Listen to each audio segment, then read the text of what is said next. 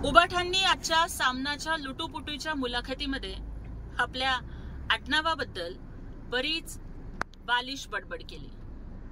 उबाठा माणसाचं आडनाव नाही, त्याचं कर्तृत्व ब्रँडेड असावं लागतं। आणि आज पुन्हा पुन्हा आडनावाच्या ब्रँड बद्दल बोलून तुम्ही सिद्ध केलंत की तुमच्याकडे फक्त ठाकरे हे आडनाव आहे, तुमच्याकडे कर्तृत्व नाही, दातृत्व नाही, वक्तृत्व नाही आणि नेतृत्व तर मुळीच नाही।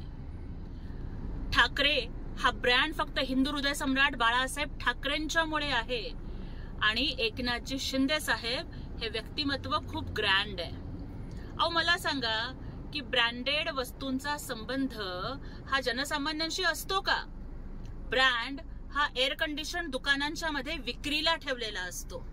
आणि उबाठा, तुम्ही सुद्धा तुमच्या मुख्यमंत्री पदाच्या स्वप्नासाठी हिंदू हृदय सम्राट बाळासाहेब ठाकरेंची तत्व आणि विचार विकायला काढले म्हणून तुम्हाला ब्रँड आठवतोय। गोर गरीब राबणाऱ्या कष्टणाऱ्या सर्वसामान्यांना ब्रँड नाही हो परवडत, त्यामुळे तुम्ही कधी जनसामान्यांच्या दुःखांशी नाळ जोडलीच नाही।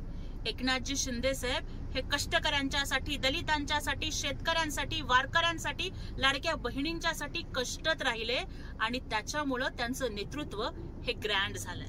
बरं जाऊ द्या, मला फक्त एवढंच सांगा की जर तुमचं आडनाव आहे इतका ब्रँड, तर उबाठा निवडणुकीमध्ये का बरं व्याजला तुमचा बँड?